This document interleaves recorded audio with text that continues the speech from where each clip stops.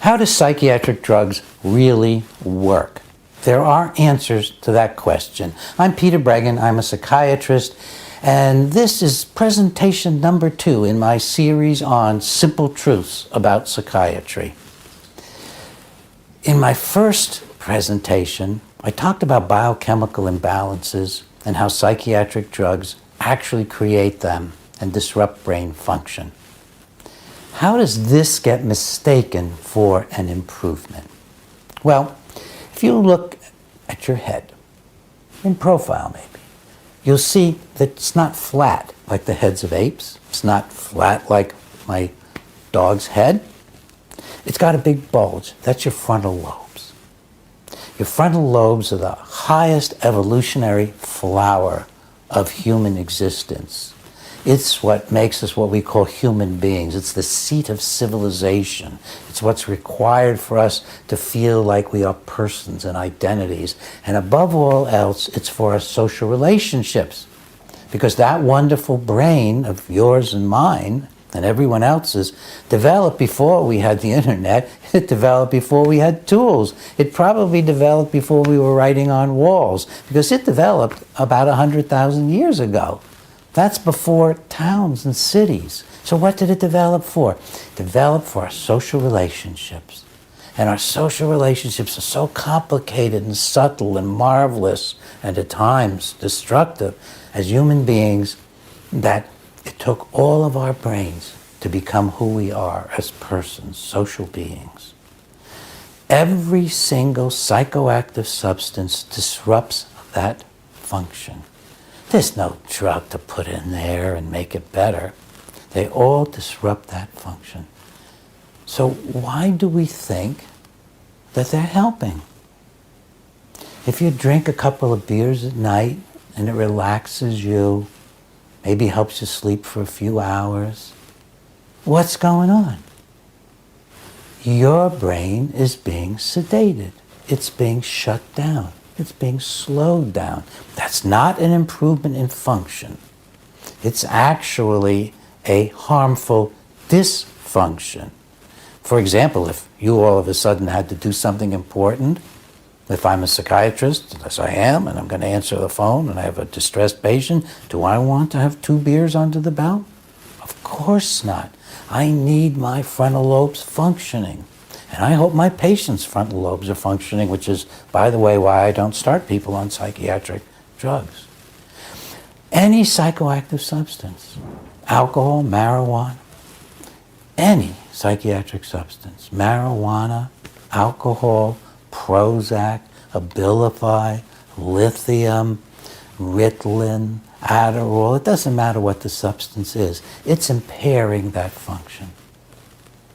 Well, why does it seem like it's helping? We already saw that it might seem like it's helping if you want less function at night and you just want to have yourself pressured to go to sleep. It's an abnormal state, pushed into sleep by a sedative. Well, basically, all psychiatric drugs take the edge off your frontal lobe function, off of your caring, your thinking, your feeling. And that's the primary effect that most of them have, that people seek. We have less pain.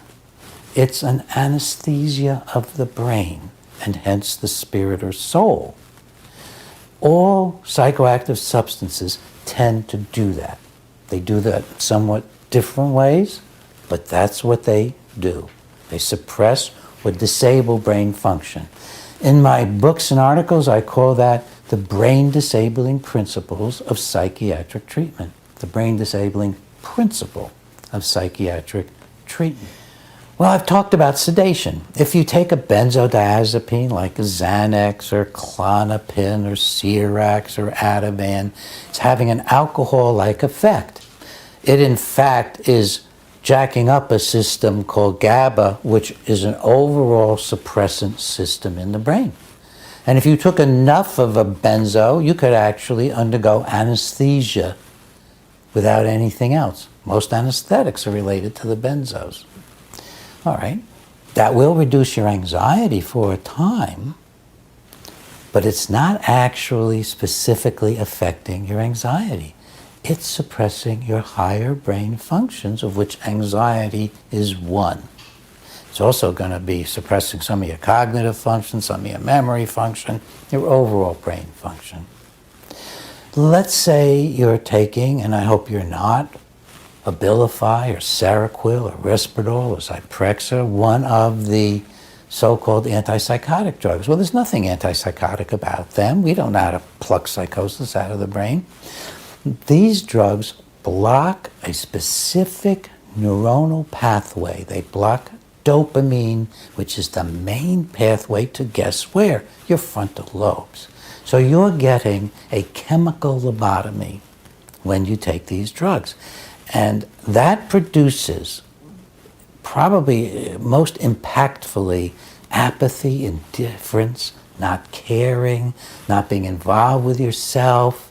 So patients who are hearing hallucinations, they don't go away when they take one of these drugs. They just don't care so much about them.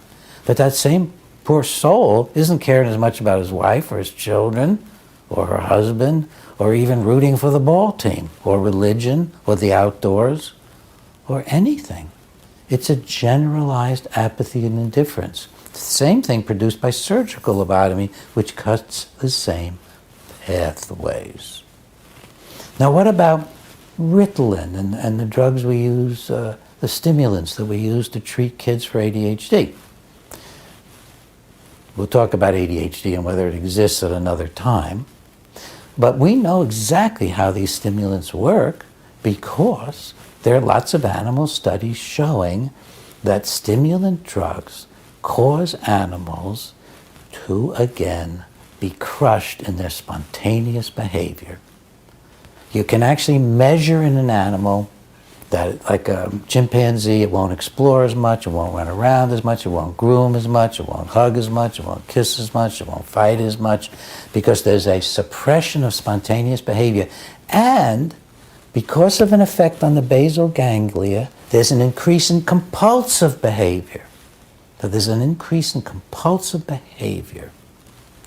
Well, if you take this animal and put him in a cage, he looks like a much happier animal because he's not trying to escape, he's not trying to do anything, and he's doing compulsive stuff like chew on the bars or pick on his skin.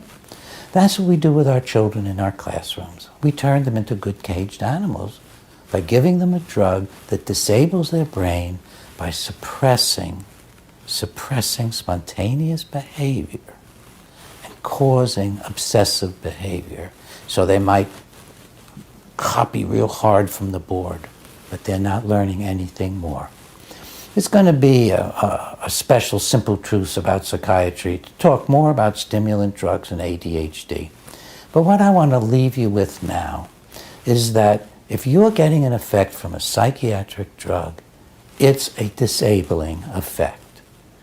It may have even started with euphoria, because that's another thing that can happen when you hurt the brain.